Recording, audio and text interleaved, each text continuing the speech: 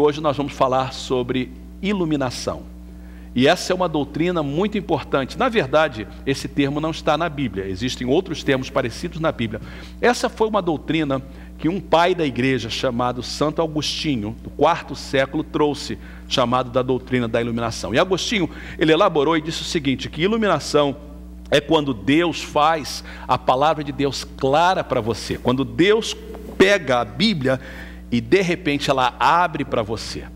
Já aconteceu com você que você começa a ler a Bíblia e de repente parece que a luz foi colocada, um holofote ali, que você viu uma coisa que você nunca tinha visto antes. Quantos sabem o que eu estou falando? Isso Agostinho chamava da doutrina da iluminação. Eu tenho aí na folha de vocês, vocês podem olhar agora. O que é iluminação? A definição de iluminação é essa: quando o Espírito Santo mostra-me o significado da palavra de Deus e como aplicar a sua palavra em minha vida. Preste atenção que a doutrina da iluminação não é somente o que a Bíblia fala, mas como eu aplico o que ela fala na minha vida. Por isso que o versículo da semana é Tiago 1:22, para nós sermos praticantes da palavra e não somente ouvintes. Porque quando a gente é somente ouvinte, a gente engana a nós mesmos.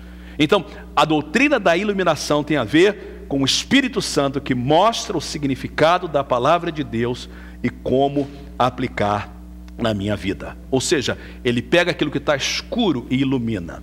Às vezes você acorda no meio da noite, e tem pessoas que acordam no meio da noite para beber água, sente uma sede à noite, outras acordam no meio da noite para ir no banheiro. E seja o que for a razão pela qual você acorda no meio da noite, se está tudo escuro, é um perigo tremendo, não é? Porque você pode bater. Alguns de nós têm uma rotina. Eu consigo levantar da minha cama e ir a alguns lugares de olho fechado. Porque, quanto sabe o que eu estou falando? Você sabe também. Você acontece com você, não pensa que só eu não. A Heloísa disse, eu sei exatamente o que é isso. Eu vi, eu consegui ler o que ela estava falando. Mas, se nós tivermos luz, é muito mais fácil. Por isso que a gente tem luz em casa. A gente acende a luz para a gente poder enxergar o nosso caminho. E a gente poder, então, chegar aonde a gente quer chegar. Iluminação é isso. É quando Deus acende a luz para a gente entender a Bíblia e como aplicar na nossa vida. Jesus, antes dele voltar ao Pai, ele prometeu que ele enviaria o Espírito Santo. Eu tenho esses versículos para vocês, por favor. Olha aí, João 14, 26.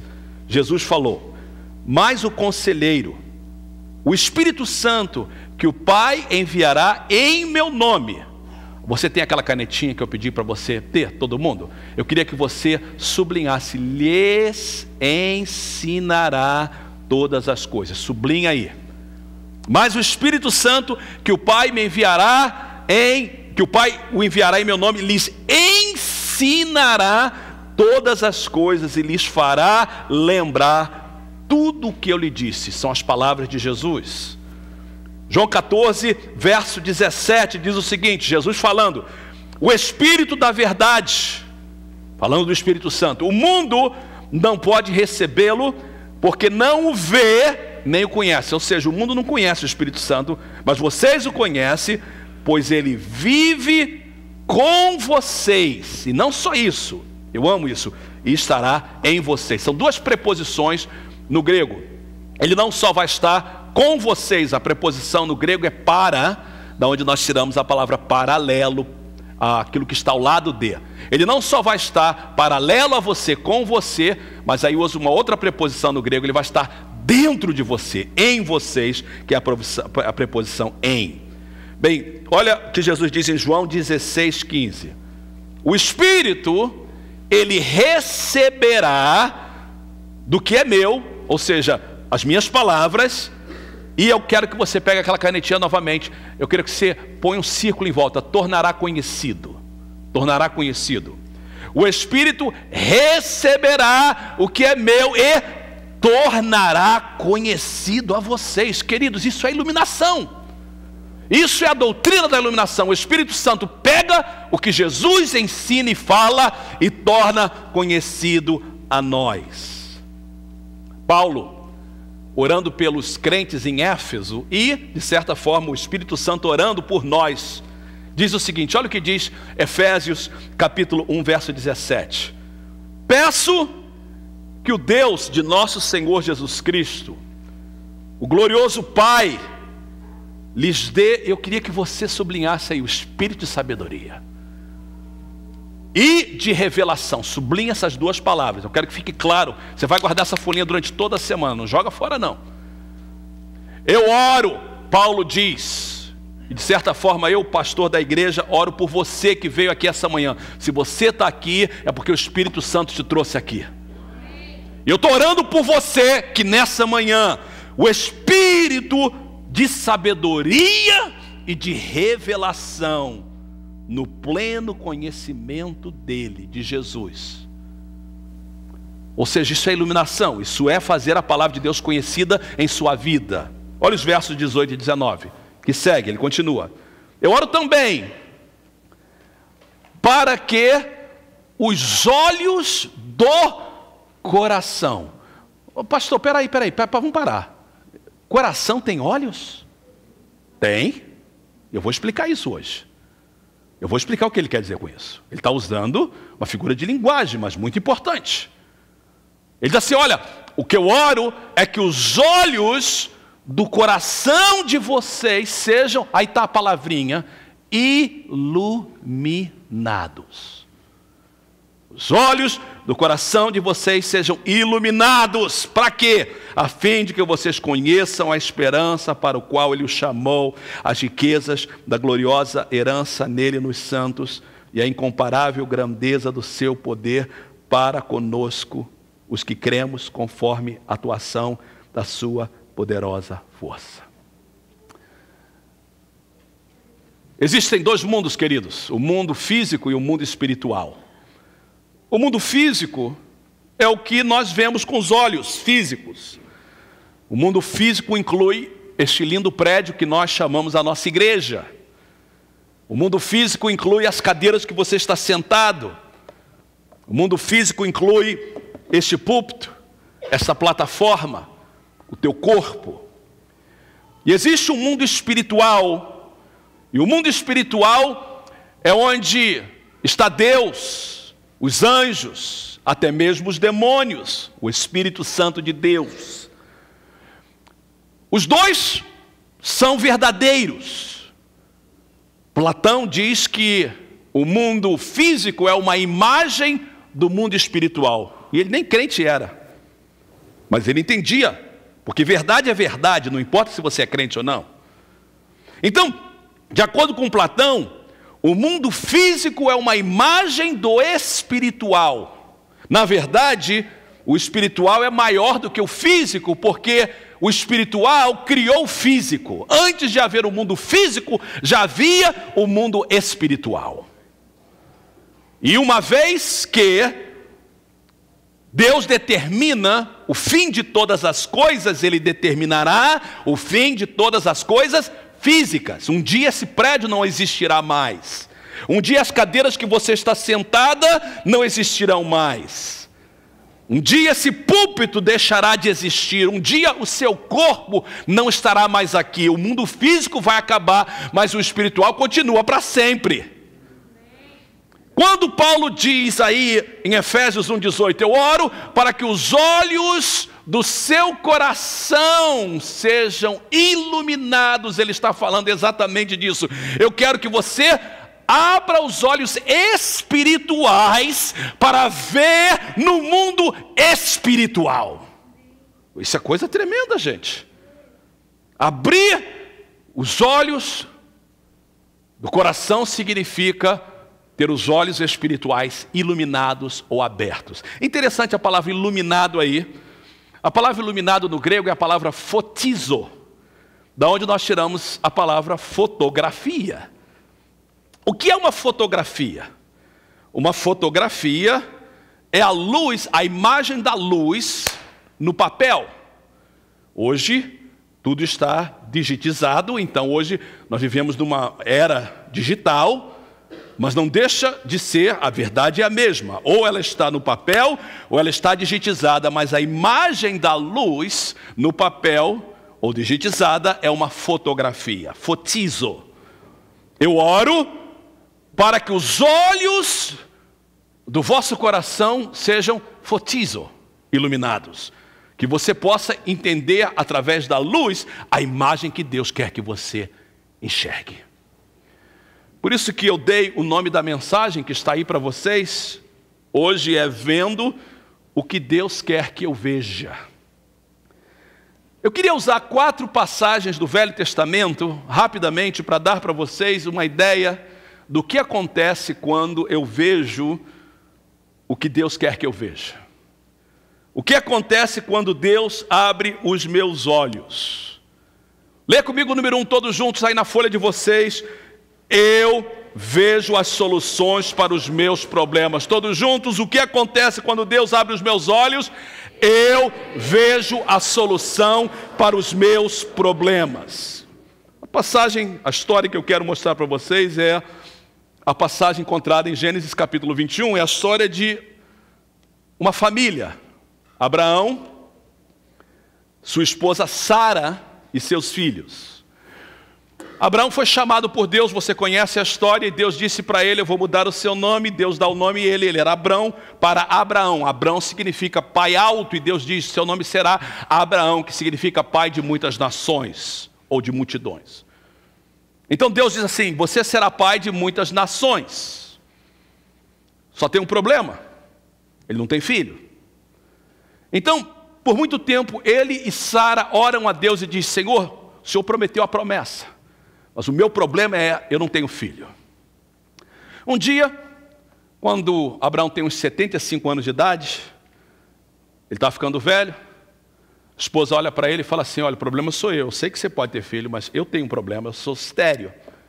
Vamos fazer o seguinte, você tem um filho através da minha serva, Agar, e eu vou ter um filho através dela. Abraão gosta da ideia, tem relacionamento com Agar. Agar tem um filho chamado Ismael, que significa Deus ouviu a minha oração. Então, agora, Abraão tem um filho através de Agar. Sara é a mãe através da sua serva. Está tudo bem, a criança vai crescendo, ela tem mais ou menos 10, 12 anos de idade, é adolescente. Abraão está contente, ele traz aquela criança perante Deus e diz: Senhor, muito obrigado pelo meu filho, aí, meu filho andando aqui, maravilhoso. Deus diz assim: de nada, só tem um problema, esse não é o meu plano, esse é o plano de Sara. Você terá um filho, mas será através de Sara. Sara é a mulher da promessa. Sara já tinha 89 anos de idade, ele já tinha 99 anos de idade, mas através da palavra falada, Sara fica grávida, e com 100 anos ele se torna pai de Isaac. Quando Isaac nasce, o ciúme entra no coração de Sara, e ela vê Isaac, vê Ismael, ela diz: de maneira nenhuma Ismael vai herdar com o meu filho, manda ela embora juntamente com seu filho, mas ele é filho de Abraão. Abraão diz: não, eu não posso aceitar isso. Deus fala para ele: ouça a sua mulher. Homens, não é terrível quando Deus fala isso para a gente? Eu não gosto, eu falo: Senhor, não ouvi, sai para trás de mim. E Deus diz: para trás de não, eu sou o Senhor. Às vezes ele fala isso, mas também Deus fala muitas vezes: ouve o seu esposo. Amém? Homens, por favor. Esses homens aqui da igreja são mole pra caramba. Diz que é macho, mas não é nada de macho. Quem manda é ela mesmo, porque tem medo até de dizer amém. Então Deus diz assim: olha, ouve a sua mulher.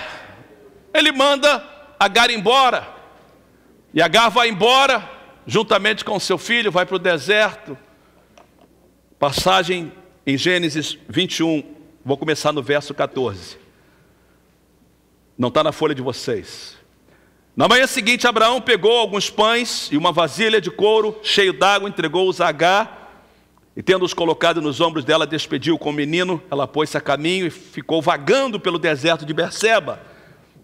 Quando acabou a água da vasilha, ela deixou o menino debaixo de um arbusto e foi sentar-se perto dali, à distância de um tiro de flecha, porque pensou: eu não posso ver o menino morrer. E a Bíblia diz então que ela, sentada ali perto, começou a chorar.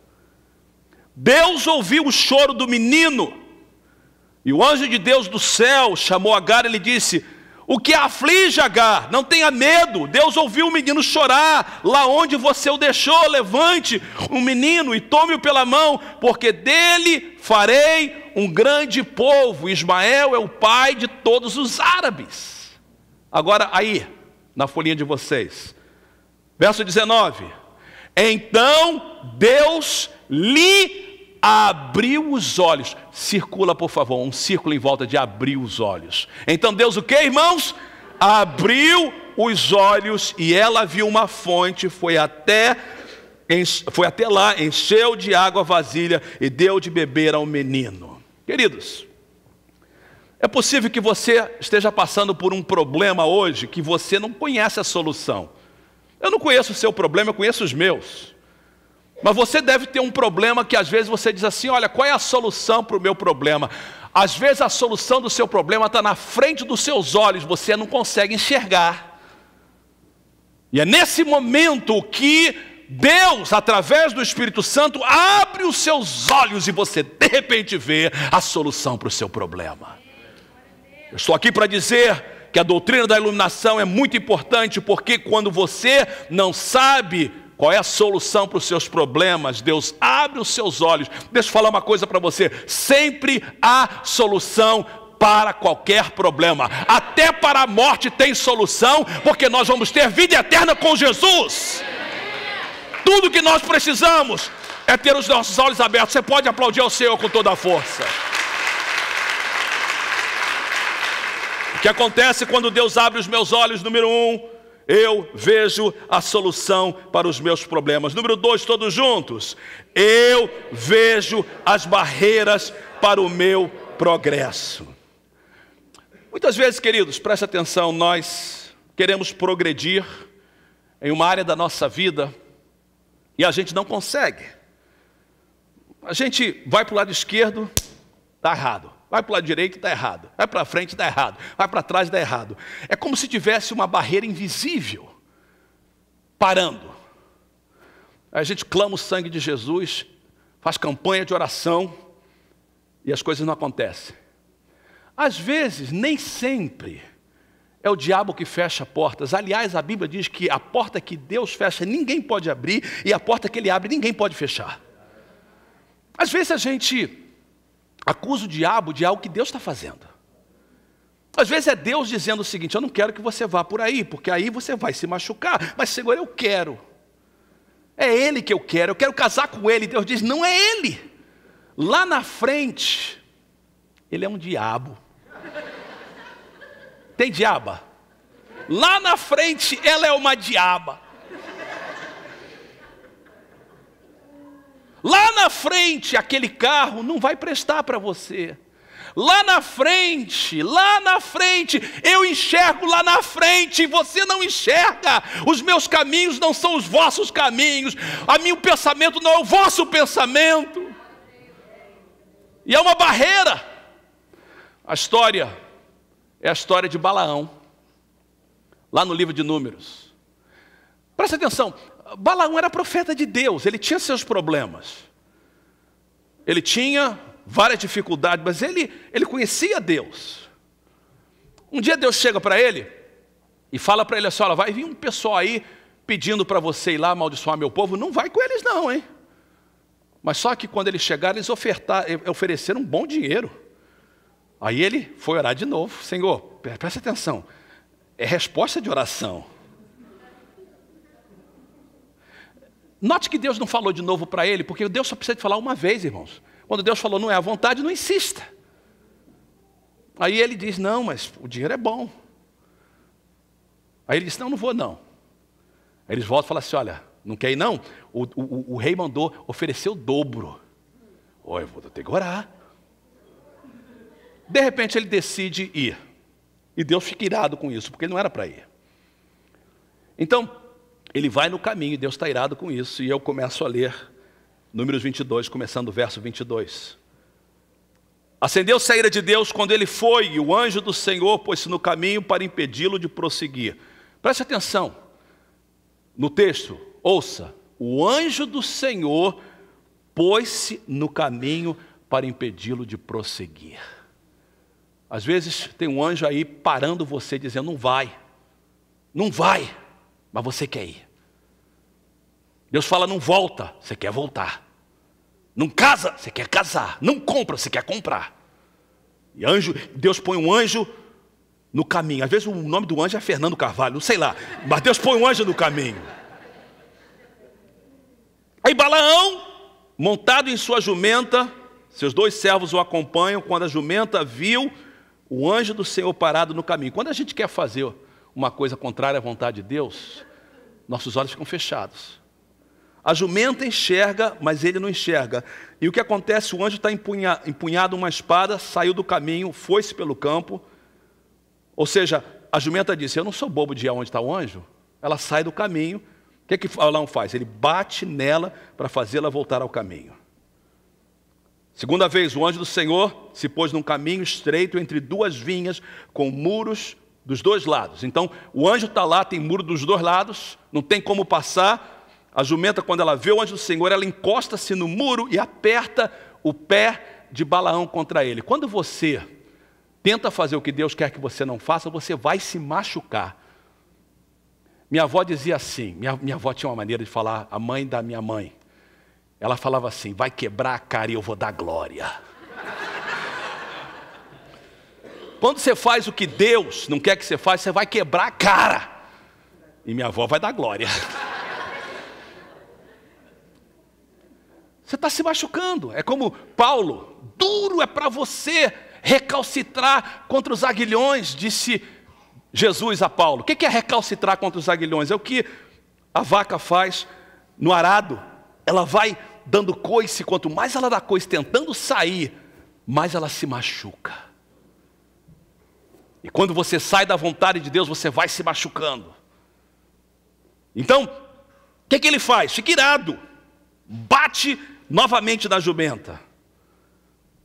Quando a jumenta viu o anjo do Senhor, encostou-se no muro, apertando o pé, ele bate nela.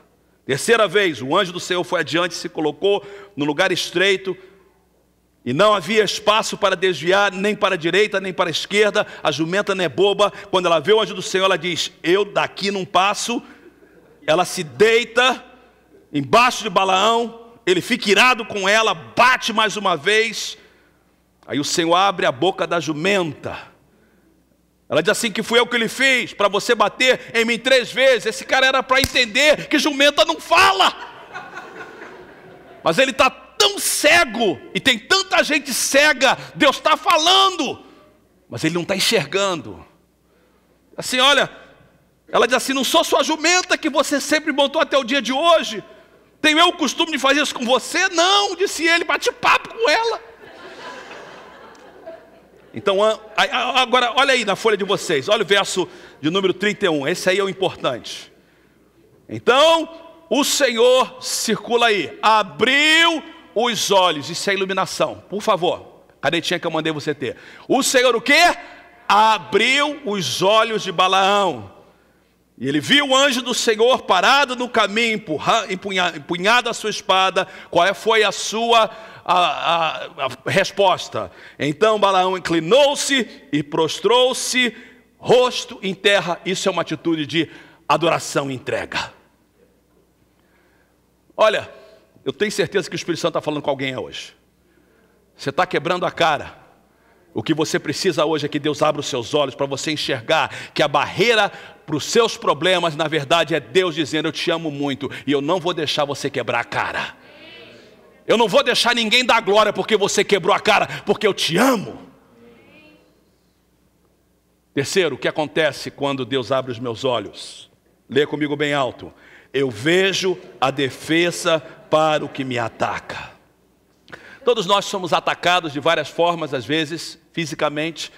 Essa semana eu estou atacado na minha voz. Estive rouco até ontem, hoje melhorei um pouco, suficiente para pregar. Às vezes o ataque é físico, às vezes o ataque é emocional, às vezes o ataque é demoníaco, porque existem demônios no mundo espiritual. Às vezes o ataque são pessoas. E às vezes eu e você nos sentimos assim, poxa, quem é que vai me defender? Eu estou sozinho. Quantas mulheres, e por falar nisso, a Necessidade básica de uma mulher é segurança, e quando o seu esposo não dá a você segurança, você se sente insegura. Puxa, quem vai me defender?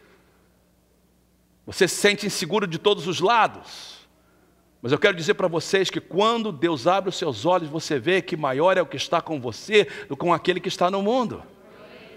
Tem pessoas hoje que estão passando por ataque. E você veio aqui esta manhã porque Jesus quer te dizer: eu estou com você e não abro. Eu estou com você e vou te guardar. A história está lá no livro de 2 Reis, capítulo 6, é a história do profeta Eliseu. O rei da Síria lutava contra Israel e pensava em estratégias para vencer Israel. Mas a Bíblia diz então que quando o rei pensava nessas estratégias, Deus revelava ao profeta. E ele então falava para o rei. E o rei da Síria perdia todas as guerras, e ele disse: eu não aguento mais isso. Capítulo de número 6, eu quero ler o verso 10 em diante. Assim, o rei de Israel investigava o lugar indicado pelo homem de Deus. Repetidas vezes, Eliseu alertou o rei que tomava as devidas precauções, e isso enfureceu o rei da Síria, que, convocando seus conselheiros, lhes perguntou: vocês não me apontarão qual dos nossos está no lado do rei de Israel? Respondeu um dos seus conselheiros: nenhum de nós, majestade. É Eliseu, o profeta que está em Israel, que revela ao rei de Israel até as palavras que tu falas em teu quarto. Deus é tremendo, irmãos. Quando você pensa lá no quarto, Deus já está revelando ao profeta. O profeta de Deus é maravilhoso, irmãos. Quando é profeta verdadeiro, tem revelação. Ordenou o rei: descubram onde ele está, para que eu mande capturá-lo. Quando lhe informaram que o profeta estava em Dotã, que era uma das cidades de Israel, ele enviou para lá uma grande tropa com cavalos e carros de guerra. Eles chegaram de noite e cercaram a cidade. O servo do homem de Deus, que nós sabemos que o nome dele é Geazi, acordou bem cedo de manhã, abriu a persiana, abriu a cortina da sala, diz a palavra de Deus. Quando ele saía, ele viu uma tropa com cavalos e carros de guerra que havia cercado a cidade. Ele exclamou: ah, meu Senhor, o que faremos? Estamos fritos. Acabou. Agora vamos morrer, porque o homem é carnal. O profeta responde: não tenha medo. É possível você estar do lado do profeta e ter os seus olhos fechados. É possível você estar na igreja todo domingo e ter seus olhos fechados. Não tenha medo, o profeta disse. Aqueles que estão conosco são mais numerosos do que eles. Ouça a palavra de Deus: aqueles que estão conosco são mais numerosos do que eles. Lembra do mundo físico e do mundo espiritual? Ele olha no mundo físico, porque os seus olhos somente são os físicos. Ele olha novamente na janela. Eu não sei quantos, mas centenas de soldados contra eles. Ele olha para trás e vê só ele e Eliseu. E ele diz assim: não tenha medo. Aí, olha o que diz aí, na sua folha, verso de número 17 do capítulo 6 de 2 Reis. E Eliseu o que? Orou: Senhor, põe aí por favor um círculo em volta. Abre os olhos dele, isso é iluminação, para que o quê? Veja. Então o Senhor abriu os olhos do rapaz. Lembra da oração de Paulo? Que os olhos do coração sejam abertos. O Senhor abriu os olhos do rapaz, que olhou e viu as colinas cheias de cavalos e carros de fogo ao redor de Eliseu. Você conhece a história? A história termina dizendo que o profeta ora, os soldados ficam cegos. Aí, é interessante, o homem de Deus é irônico, né? Ele sai e fala assim: vocês estão procurando quem? Eliseu. Vamos lá, eu vou levar vocês até ele. Aí leva eles para o meio de Samaria, que é a capital de Israel. Aí ele fala assim: Senhor, agora abre os olhos deles também. E eles estão no centro de Samaria. Aí o rei diz assim: o que eu faço? Vou matar? Não, não mata não, manda eles embora. Porque Deus é que deu a grande vitória. Queridos, eu quero dizer para você o seguinte: Deus nunca te deixa sozinho. E Deus nunca me deixa sozinho. Se você é filho dele, se você é filha dele, eu quero te dizer que Deus está do teu lado. Número 4, o que acontece quando Deus abre os meus olhos? Leia comigo bem alto. Eu vejo como Deus anda comigo. Todos juntos. Eu vejo como Deus anda comigo.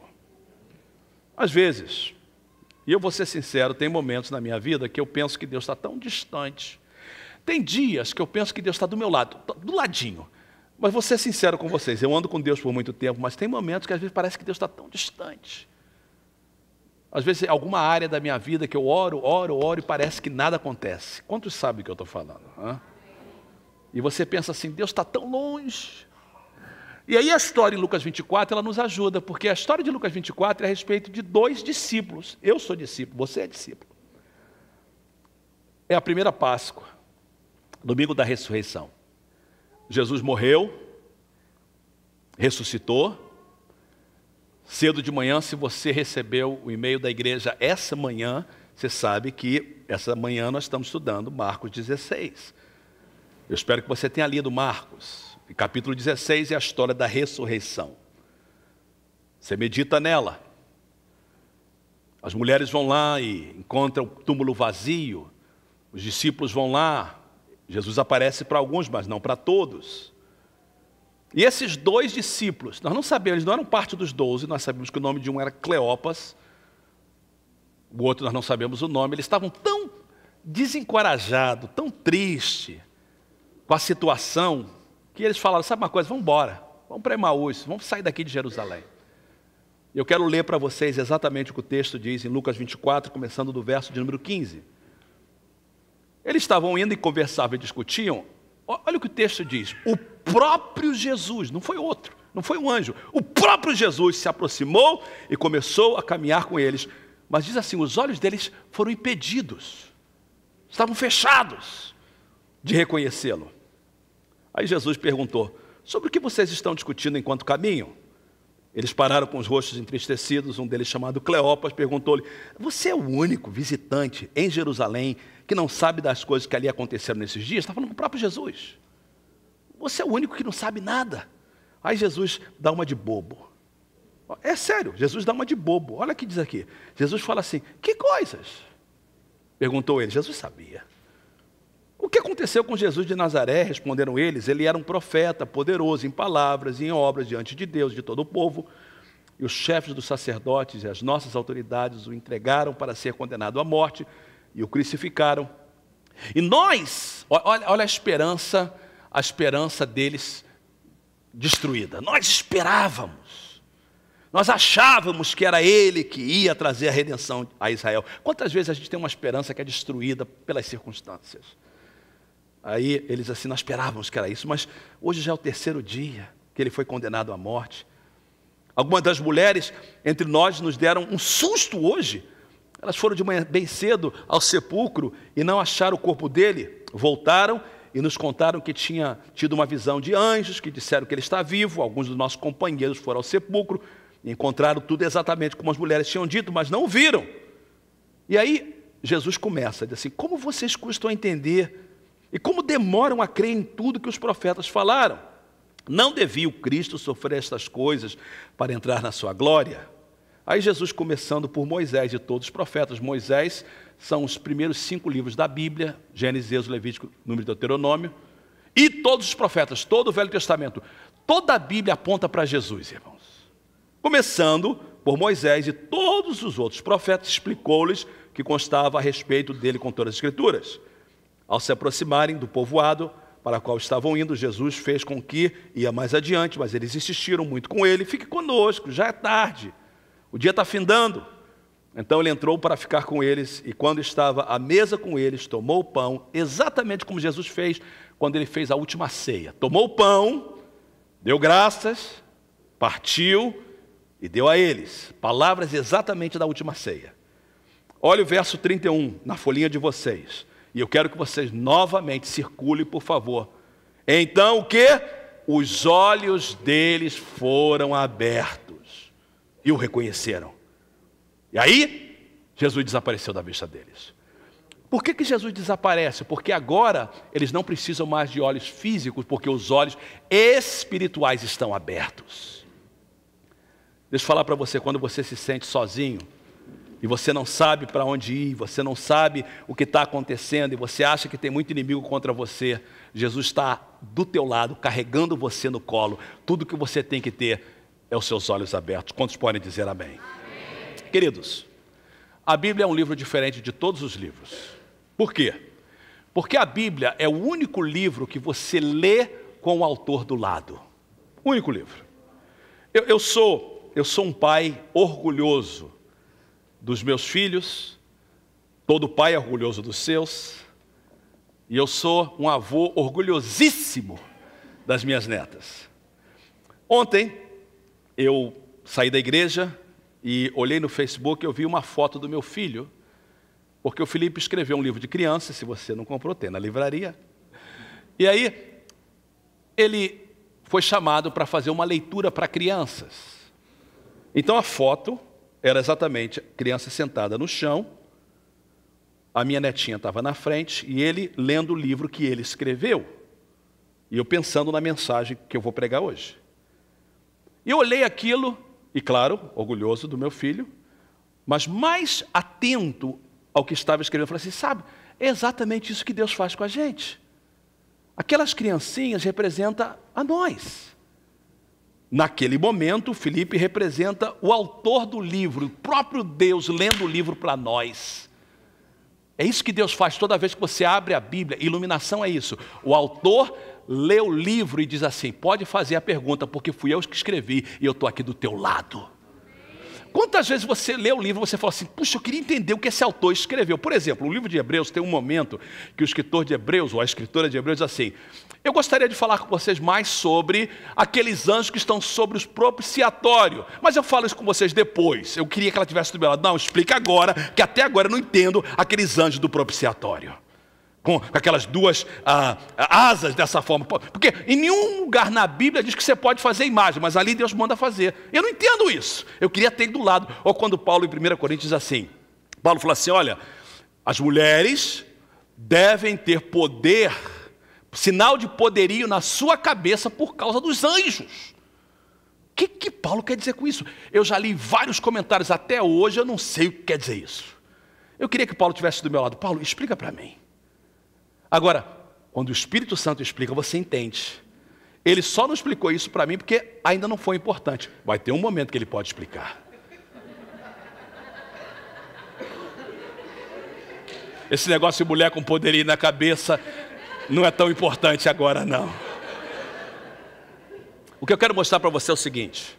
A Bíblia é um livro que quando Deus abre os seus olhos, você enxerga o que ninguém pode enxergar. Agora, vira a sua folha, e eu quero rapidamente, eu vou ser rápido. Como é que você pode ter o benefício de ter os seus olhos iluminados?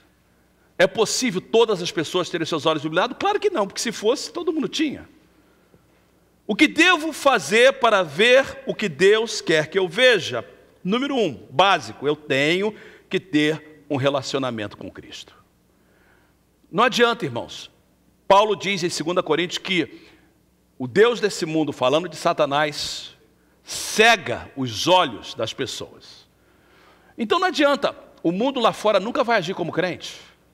O mundo lá fora nunca vai entender que aborto é errado. O mundo lá fora nunca vai entender que adultério é errado. O mundo lá fora nunca vai entender que idolatria é errado, porque eles não conseguem enxergar. O diabo cega eles. E eu quero falar com vocês muito sério, porque essa manhã eu acordei cedo e na sala de oração, antes do culto inglês, eu orei também, porque quando eu orava essa manhã, o Espírito Santo disse assim, vai ter gente na igreja que vem à minha casa e eles me amam, mas eles não têm um relacionamento comigo. Eu sei que há pessoas nessa manhã, aqui, tem pessoas assistindo, que você ama a Deus, se você não amasse, você não estaria aqui. Mas Deus me falou essa manhã que tem pessoas que viriam à igreja, que amam a Deus, mas não têm um relacionamento com Ele. Você pode ter sido criado na igreja, batizado quando criança ou batizado mais tarde, não interessa. Se você não tiver um relacionamento com Cristo, você não pode entender as coisas de Deus e os seus olhos vão estar sempre fechados. E eu quero, nessa manhã, te dar uma oportunidade de você ter os seus olhos abertos, mas começa com um relacionamento com Cristo. Olha o versículo aí para você. 1 Coríntios 2,14. Quem não tem o Espírito não aceita as coisas que vêm do Espírito de Deus, pois lhes são loucura e não é capaz. Querido, circula por favor, sublinha, capaz. Não é que não quer, não é que não quer entender, não é capaz de entendê-las, porque elas são discernidas o quê? Espiritualmente. Só se tiver os olhos abertos. Pastor Fernando, como é que eu posso ter um relacionamento com Cristo? Jesus diz em João 3,3, ele fala para um homem religioso, digo-lhe na verdade, ninguém pode ver o reino de Deus se não nascer de novo. Olhe para mim, por favor. Não importa se você nasceu na igreja, foi criado na igreja, já fez uma decisão para Cristo antes, se nessa manhã você não tem um relacionamento com Cristo vivo, eu quero orar por você. Você não vai sair daqui hoje sem ter esse relacionamento com Cristo. Jesus quer começar algo novo para os seus olhos se abrirem e você enxergar a solução para os seus problemas, a barreira que está impedindo você, para você saber que Jesus está do seu lado, para você entender exatamente que você não está sozinho. Número 2, eu tenho que pedir para Deus abrir os meus olhos. Salmo 119:18 foi o versículo da semana passada. Abre os meus olhos para que eu veja as maravilhas da tua lei. Tem muita coisa na Bíblia para você, mas você tem que dizer: Senhor, abre os meus olhos, eu quero ver. Jesus falou, aliás, Jesus não, Tiago diz: se algum de vocês tem falta de sabedoria, que tipo de sabedoria? Sabedoria para ser um melhor esposo, sabedoria para ser uma melhor esposa, sabedoria para ser um melhor pai, sabedoria para ser um melhor trabalhador, sabedoria para ser um melhor crente. Sabedoria prática, não é sabedoria da Bíblia não, irmão, para pregar não. Sabedoria prática. Se alguém de vocês tem falta de sabedoria, peça a Deus, que a todos dá livremente, de boa vontade, e lhe será concedido. Peça, porém, com fé, sem duvidar, pois aquele que duvida é semelhante à onda do mar levada e agitada pelo vento. Jesus disse em Mateus 7,7, peçam e lhes será dado, busquem, encontrem, batem e a porta lhes será aberta. Peça por sabedoria, peça para Deus abrir os seus olhos. Deus sempre responde essa oração. Salmos 32, verso 8, Deus diz assim: eu o instruirei, ou seja, eu vou dizer o que você tem que fazer. E eu ensinarei no caminho que você deve seguir. É bem prático, não é? Eu vou ensinar as verdades da palavra de Deus para você. Não, o caminho que você deve seguir. Como você deve agir amanhã, segunda-feira, na escola e no trabalho. Eu o aconselharei e cuidarei de você. Salmo 32:8. Número 3, eu tenho que vir a Ele com humildade. Se você vir a Deus achando que você já sabe tudo, Deus não vai mostrar para você. Você tem que vir a Ele com humildade. Provérbios 3, 5, 6 diz, Salmo 25, 9 diz, conduz os humildes na justiça, eles ensinam o seu caminho. Provérbios 3, 5, 6, confie no Senhor de todo o seu coração. E não, verso importante, não se apoie em seu próprio entendimento. Não é você que sabe o que é certo, Deus sabe o que é certo. Reconheça o Senhor nos domingos. Reconheça o Senhor nas coisas espirituais, é isso? Não, reconheça o Senhor o quê? Em todos os seus caminhos, todo o tempo, e Ele endireitará as suas veredas. Número 4, muito importante, eu tenho que limpar o meu coração de todo pecado.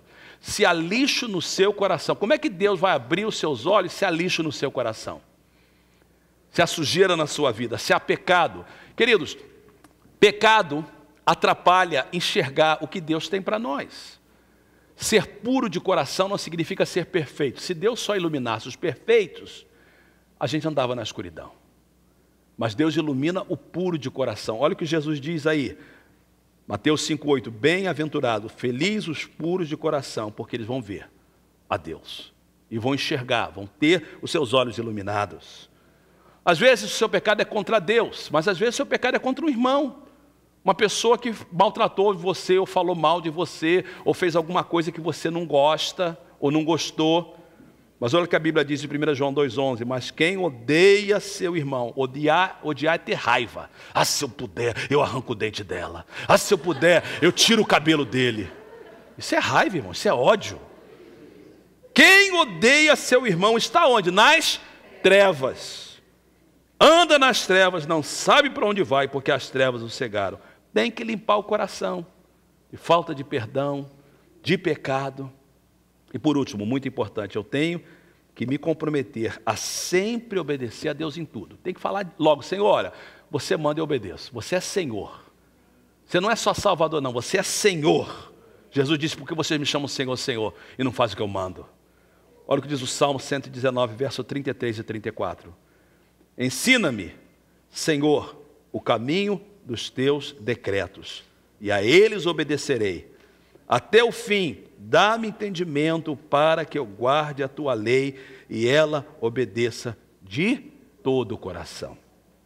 Nessa semana eu quero que você leia o livro de Tiago. Nós vamos ler os 5 capítulos, amanhã começando o capítulo 1, terminando na sexta-feira o capítulo número 5. E esse versículo é o versículo para memorizar. Vamos dizer todos juntos, irmãos, Salmo 119, 11.